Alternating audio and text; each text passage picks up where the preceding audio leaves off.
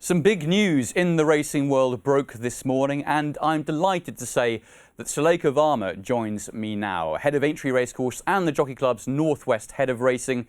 Sulekha, thank you very much indeed for coming on. I imagine a very busy morning for you. The news we've received this morning represents quite a big change in the way we're going to view the most famous race in the world, the Grand National, going forward. Could you just run us through an overview of the alterations that are likely to be made going forward? Yes, so today's changes that we've announced have come about after a review of the 2023 Grand National, but also the Grand Nationals that have run before it. We carry out a review after every major festival within the Jockey Club, but for myself, every Grand National. And this year's one was wide-reaching. We spoke to jockeys, trainers, BHA officials, including their veterinary teams, course inspectorate, also to welfare organisations. And then we also did a lot of work internally with the Jockey Club, particularly looking at data and evidence that we could use to inform the decisions that we've made. In terms of the changes, there is in total a suite of about 30, some more minor and things that we would potentially be changing year on year anyway. But some of the bigger ones are that we're planning to bring the race time earlier in the day, that the first fence in the Grand National has been moved 60 yards closer to the start. We will also be introducing a standing start, and that the safety factor for the race will be reduced from 40 to 34. Yes, plenty of changes. We'll get onto the specifics of those in a few moments' time, but I did want to ask you first about the timing of this announcement. Obviously, last year it was an eventful race on and off the track. Did that play a factor in the fact that you're announcing this now? No, it didn't. As I say, these reviews of the Grand National and the whole festival are a standard annual thing for us. Speaking to stakeholders, learning what we've done well in any given year, what we think we can do better, looking at the course, where there are areas for improvement. So these sort of changes, yes, these are probably more significant changes than we have made in the last 10 years, but actually we have made some changes nearly every year. In terms of those changes that have been made then, perhaps the most notable one that will grab the most headlines is, of course, reducing the number of horses from 40 to 34. Is there a particular reason why you've chosen that number exactly as opposed to, say, 33, 35, 36? So the real challenge with looking at the safety factor for the race was that the unique thing about the Grand National is the number of runners as well as the course and its place in history. But what we lacked as a result were meaningful data sets that we could look at to say, if you reduce the field size by X, you're reducing risk by X%, because above really 25 runners, there's a handful of races with up to 30 in the UK, but there's nothing really in that bracket of 30 to 40 that you can take as meaningful data to narrow down to give you that definite answer. So what we had to do really was balance the retaining the spectacle, the competitiveness, the excitement of the race, and the opportunity for runners to take part, with also not going so low that we actually create a faster race and therefore a more dangerous race. So the balance of the two was something we discussed a lot and with numerous people, and that was where we came to settle on a 15% reduction at 34. And just on those numerous people that you mentioned, who has been involved exactly in the consultation process? Well, as I say, a variety of jockeys, trainers, the British Horse Racing Authority and their teams have been very helpful and fed into this. We do also have an in-house racing analyst here at the Jockey Club. So Jolie Hartley has provided us with some really useful data insights that have developed, particularly over the 10 years since the cores of the fences were changed, to look at how the race has changed over that time. Looking back at past runnings, speaking to people about their experience of riding in the race, ex-jockeys as well, racing analysts, There's been a really wide range. In all honesty, it's been a fascinating process for me to be a part of it and to lead on, getting to speak to all these people and learning what their view of the Grand National is as the race it is now and how it should move into the future.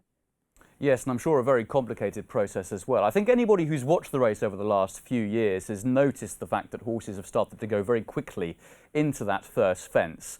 Now, you've moved the first fence backwards. Is there a reason you've done that rather than move the actual start of the race? Yes, so reducing the run to the first was pretty much a unanimous view of everybody we spoke to. There were one or two people who felt it was okay, but generally people felt that the speed that was built up in that run to the first was too great. Our first instinct, yes, absolutely, was to move the start. But once we got on the ground with the BHA starting team and the course inspectorate and our own ground staff, it became very clear that there's actually nowhere closer to the first fence that you could safely move that start to, because the number of runners, we have to use the tape start, which regular viewers will be familiar with, the big white frames, and the tape runs up those frames instead of the more traditional flip start, as it's called, the elastic that's used for most jump races. That frame has to have a cable running under the ground connecting either side of the frame so the two sides can talk to each other to make the tape go up at the same time on either side. There's nowhere we could safely position that to allow the number of runners to fit into the space, but also without having to build the frame basically in the middle of the Mildmay hurdle course bend, which obviously would impact our races over those courses. So that wasn't an option. We even looked at reducing the field by the race distance by as much as 2 furlongs and positioning the start beyond the first fence. But we rejected that idea on the basis that we felt that reducing the distance by that much would materially affect the unique nature of the race. So we flipped it on its head, and that's where we came up with the idea of actually moving the first fence closer to the start. That was restricted by the requirement that an obstacle cannot be placed less than 80 yards after a crossing. That is obviously governed by the Melling Road crossing. It's a public highway. We can't move the crossing. So that's why the fence has moved 60 yards closer and therefore 80 yards beyond the Melling Road. OK, I suppose if you had moved the race 2 furlongs back, it would no longer be the longest race in the British racing calendar, so that uniquity of that would be lost. In terms of that first fence being moved back then, would you be concerned that the distance between the first and second fence will make horses go faster now, that you've got that longer distance between the two? It's something we considered. We believe that actually what that will happen is the horses will jump the first fence. That longer distance will actually give jockeys and the horses the opportunity to rebalance, find their position, and settle into the rhythm of the race, which is generally what we see happen in the race. You know, there has become a rush to that first fence, and then things settle down. So actually, we think that that longer run to the next fence just gives a bit more space for that sort of settling down period to happen. And I noticed that you've reduced the size of fence 11, which comes around again in the second circuit, fence 27. Is there a reason you've chosen that particular fence when other fences like the Canal Turn and Beeches Brook have had their problems in the past with plenty of fallers? So part of the data analysis we did was looking at incident rates across all of the obstacles on the course, across all races over the Grand National fences, not just the Grand National itself. And fence 11 placed itself very high, or what I would describe as unusually high in terms of incident rate. We know that there are, on any race course anywhere in the country, there are going to be fences that have a higher incident rate just because, you know, not all courses can be the same all the way around all of the time. But fence 11 just flagged to us as unusual. And when we started to look at it, we became conscious of the drop on the landing side, and also that it is a very big fence in terms of the whole Grand National course. It's only 2 inches smaller than the chair. But this fence also comes, as you've just said, fence 27, quite late in that second circuit. So we feel just making that fence a bit more forgiving. We've leveled the landing side to give them a more even landing. The ground doesn't run away as much from them, and just reducing the height to the height that we build it for the Grand Sefton and Beecher. We actually build it slightly smaller for those meetings anyway. Will hopefully have the right impact in bringing the incident rate down at that particular fence. Yes, and obviously the main focus of the changes is racing welfare, horse welfare and safety in the contest itself. So could you just run us through the rail alignments that are going to be changed, helping with those loose horses that are sometimes causing plenty of carnage? So loose horses are something that the managing them has evolved over the years at Aintree. We have a team of by April there are around 50 horse catchers on the ground. We also have a team of 8 mounted horse catchers. We have 3 catching pens out on what we call the country, so once you cross the Melling Road. So we have a number of options to try and capture loose horses and stop them interfering with the race and keep themselves out of trouble.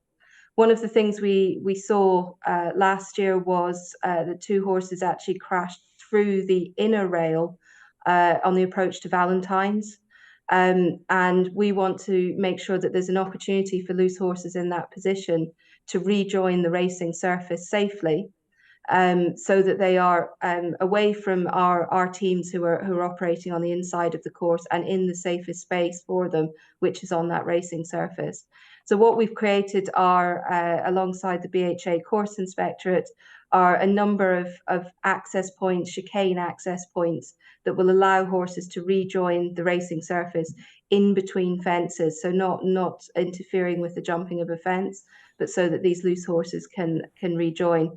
We're going to trial this at the Grand Sefton and Beecher meetings, and as long as it's successful and everybody is comfortable with it, we will retain it for April for the Grand National. Okay, and talking of the Grand National itself, I see that you've raised the minimum rating from 125 to 130 for horses eligible to compete. I was looking back through the last 10 years. The lowest rating of a horse in the last 10 years competing in the National has been 131. So do you see this making a big difference to attracting perhaps better horses to the race? I mean, your point is exactly right. We haven't had a horse rated below 130 in the Grand National for a very long time. And so in raising the minimum rating from 125 to 130, we bring the Grand National firstly in line with Grade 1 races, but it is also a safeguard against a lower rated horse getting into the race and potentially running out of its grade. Okay, lovely stuff. And I wanted to ask you, for those people who've watched the Grand National for many years now, there is likely to be some backlash from purists saying the unique test of the Grand National perhaps is lost with these new changes. How would you combat those assertions? What I would say is, as part of this process, I have actually gone back a very long way to the work that my predecessors have done in past decades and longer. And the Grand National is a race that has always evolved. It has always changed. And yet it is still brings that excitement. It still brings that passion. What we're doing here is aiming to make the race safer. But we're still very conscious of retaining that special excitement of the race. And we believe we've balanced those elements.